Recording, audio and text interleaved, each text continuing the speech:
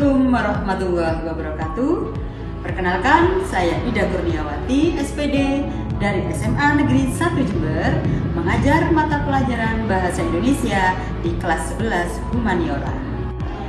Pada kesempatan ini, saya akan mempresentasikan inovasi pembelajaran yang berjudul Pemanfaatan Media Sosial TikTok sebagai Media Pembelajaran untuk meningkatkan keterampilan membacakan teks berita siswa kelas 11 Humaniora. Materi pembelajaran membacakan teks berita seringkali menjadi hambatan. Hal ini disebabkan karena siswa merasa mempunyai kemampuan yang terbatas untuk membacakan teks berita di depan teman-teman. Inovasi pembelajaran yang saya lakukan untuk mengatasi masalah-masalah siswa dalam membacakan teks berita yaitu memanfaatkan media sosial TikTok sebagai media pembelajaran untuk meningkatkan keterampilan membacakan berita siswa. Hal ini saya kaitkan dengan fitur-fitur yang ada di dalam media sosial untuk dijadikan bahan latihan bagi siswa dalam membacakan teks berita. Pada media sosial TikTok terdapat adanya fitur-fitur, yaitu salah satunya fitur teleprompter yang disiapkan oleh media sosial TikTok. Fitur ini menyiapkan bagaimana siswa bisa berkolaborasi dan berduet untuk membacakan teks berita yang disertai dengan tulisan yang bisa berjalan sehingga siswa tidak perlu menghafalkan teks-teks berita tersebut, jadi cukup untuk melihat tayangan yang ada di teleprompter. Dalam inovasi pembelajaran ini, saya menggunakan metode kolaboratif, menggunakan metode demonstrasi, dan menggunakan metode permainan peran. Langkah berikutnya, saya akan mengarahkan siswa untuk mengakses aplikasi media sosial TikTok. Setelah itu, saya arahkan siswa untuk mencari dan masuk pada akun TikTok Metro TV.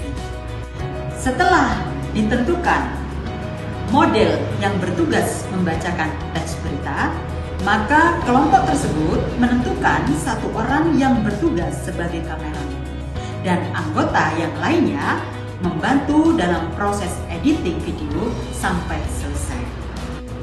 Secara berkelompok, setelah siswa melihat akun Metro TV, mereka berdiskusi, kemudian menyiapkan masing-masing yang bertugas untuk membacakan teks berita. Setelah itu selesai, maka tugas itu bisa dilaksanakan di luar kelas bersama kelompoknya masing-masing.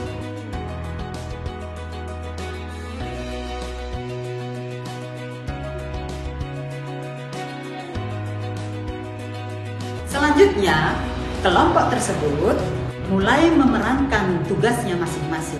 Salah satu siswa yang ditunjuk menjadi model membaca teks berita mulai belajar membacakan teks berita dengan masuk ke dalam akun Metro TV dengan menggunakan teleprompter. Dari hasil membaca tersebut, maka kelompok tersebut berusaha untuk memaksimalkan langkah-langkah yang sudah dilakukan sehingga hasil membaca teks berita itu lebih maksimal. Selamat pagi pemirsa, seputar info kembali hadir di sela-sela aktivitas Anda.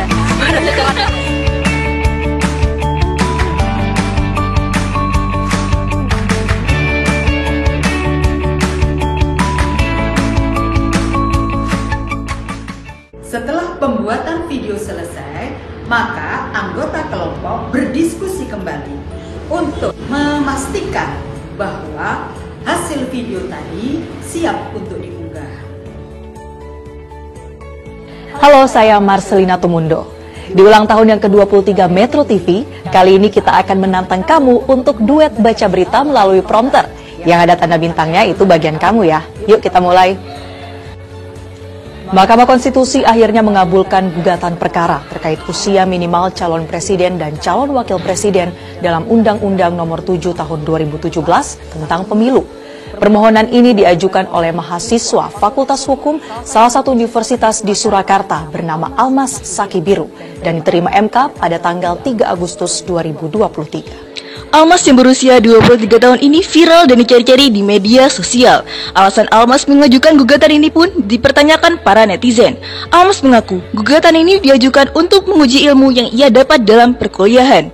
Melalui gugatan tersebut, ia berharap agar anak muda Indonesia diberi kemudahan untuk bisa maju dalam kontestasi politik tingkat negara. Demikian berita hari ini dan saya, Devi Dulustari, mengucapkan selamat hari ulang tahun ke-23 untuk Metro TV. Setelah video diunggah, maka setiap kelompok wajib untuk mengirimkan link video akun TikTok kepada guru mata pelajaran untuk mengevaluasi hasil membacakan teks berita yang diunggah di akun TikTok. Maka saya menggunakan rubrik penilaian. Rubrik penilaian ini berdasarkan 5 aspek. Aspek yang pertama berkaitan dengan ketepatan intonasi. Aspek yang kedua berkaitan dengan kejelasan artikulasi. Aspek yang ketiga, kejelasan volume suara. Aspek yang keempat yaitu ketepatan jeda. Dan yang kelima adalah kesesuaian ekspresi. Terima kasih atas perhatiannya. Saya berharap bahwa inovasi pembelajaran yang sudah saya laksanakan dapat bermanfaat dan berdampak bagi para pengajar dan guru yang lainnya. Wabillahi taufiq wal hidayah. Wassalamualaikum warahmatullahi wabarakatuh.